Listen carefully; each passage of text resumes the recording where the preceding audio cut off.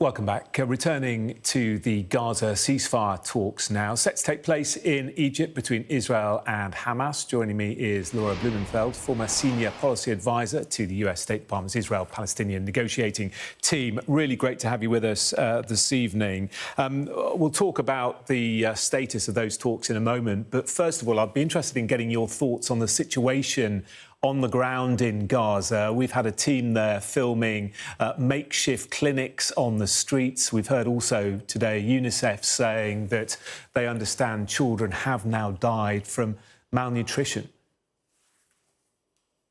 Yeah, look, those images of crowds of desperate Palestinians in Gaza, for American eyes, just bring back memories of those horrible images from Kabul, right? The images of crowds of desperate Afghanis trying to escape in our chaotic withdrawal. And I think it is just only adding urgency to the White House determination to help. They've started with airdrops, and they've made very clear that those are a supplement, but not a solution for the mounting humanitarian crisis. Yeah, you mentioned those airdrops which have begun. Why has America chosen to start them now? Well, I do think that they've been looking for ways all along from the very beginning. As Secretary Blinken said, you have the right to defend yourselves, Israel, but how you do this matters. And part of it is not punishing the civilian population. Biden is committed, not only committed, but passionately committed to this. He was on the phone over the weekend saying, get me a ceasefire, on the phone with the leaders of Qatar and Egypt. I think his feeling is that once you take the hostages out of the equation, it takes the heat out of the entire conflict. And we're hoping that that way we can deliver more aid to the people who desperately need it. Yeah, I mean, given that those aircraft dropping food aid only carry the equivalent of sort of one truck's worth of aid, the impact is fairly minimal, but it's also about sending a message, isn't it? Washington sending a message to the Israeli government. Yes, as I said, I think the attack on the convoy last week was an inflection point. It was saying we have the moral and political obligation, frankly, to do, match words with deeds. Although the words have sharpened as well. I heard President Biden said last week, to the Israelis, quote, no excuses. And he's calling for an immediate ceasefire rather than calling it a temporary ceasefire. Well, that's very interesting. Let's move on to that then. Where are we with those ceasefire talks? Set to resume in Cairo, but there are reports that an Israeli delegation may not be there yet.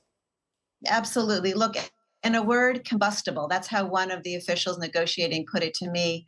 I think we're looking at, in the coming weeks, either a ceasefire or, unfortunately, a wildfire, because the conflict could spread. The Israelis are very preoccupied with their northern front, with Hezbollah to the north. We have, Houthi attacks in the Red Sea. This conflict could very easily spread. I don't think that will happen. I am optimistic, with the president's commitment. There's also, there's economic pressure. I call it Gazanomics. The Israeli economy shrank by 20% in the last quarter. Egypt is looking at a 50% drop this year in revenues on the Suez Canal. There are a lot of factors here that tell me that this conflict is too big to blow, and I do believe that we're going to find at least a pause, if not a permanent end to the conflict in the coming weeks. Yeah, and to get that pause, what will both sides need to hear from this negotiation? Well, I mean, they are, Middle Easterners, so they're going to haggle up to the last moment. But I think the sticking points, interestingly and not surprisingly, are what matters most to them. For the Israelis, it's the hostages. They want proof of life. Their people were torn out of their beds, in barefoot and in their baby doll pajamas 5 months ago. They want a list, specific, give us the names, who is alive, who has died. For the Palestinian, for the Hamas fighters, they want a ceasefire. October 7th for them was a victory. Every day after that, they're losing. So the sooner the conflict ends, the better for Hamas, frankly.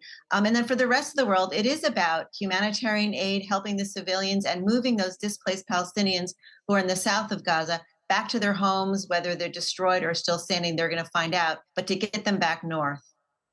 OK, we'll see what next week brings. Laura Blumenfeld, a former senior policy advisor to the State Department's Israel-Palestinian negotiating team. Thank you very much.